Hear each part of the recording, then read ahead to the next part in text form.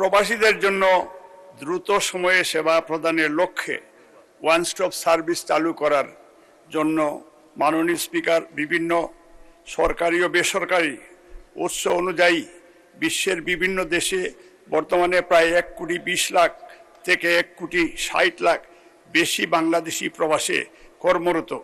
আমাদের কিছু সংখ্যক প্রবাসে স্থায়ীভাবে বসবাস করলেও অধিকাংশই জীবনের গুরুত্বপূর্ণ সময় প্রবাসে যাপন শেষে দেশে ফিরে আসে।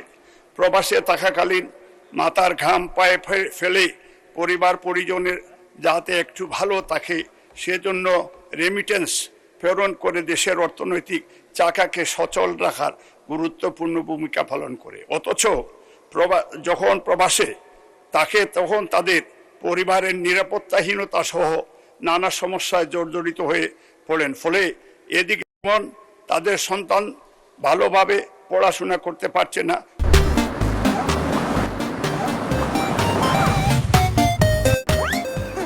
অন্যদিকে প্রবাস থেকেও যে অর্থ দেশে পাঠাচ্ছে সেটাও যথাযথ কাজে লাগাতে পারছে না। আবার দেশের ফেরার পর নানা ধরনের হয়রানির শিকার হন, সামাজিক অর্থনৈতিক বিড়ম্ব শিকার হন। দেশের ফেরার পর বিমানবন্দরে লাগেজ তল্লাশি সহ নানা হয়রানির কথা আমরা সকলেই জানি।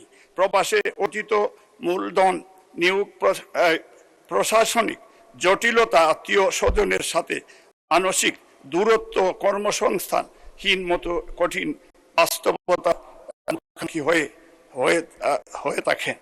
তাদের ভূমি এবং দুষ্কৃতিকারীরা দখল করে নিচ্ছে।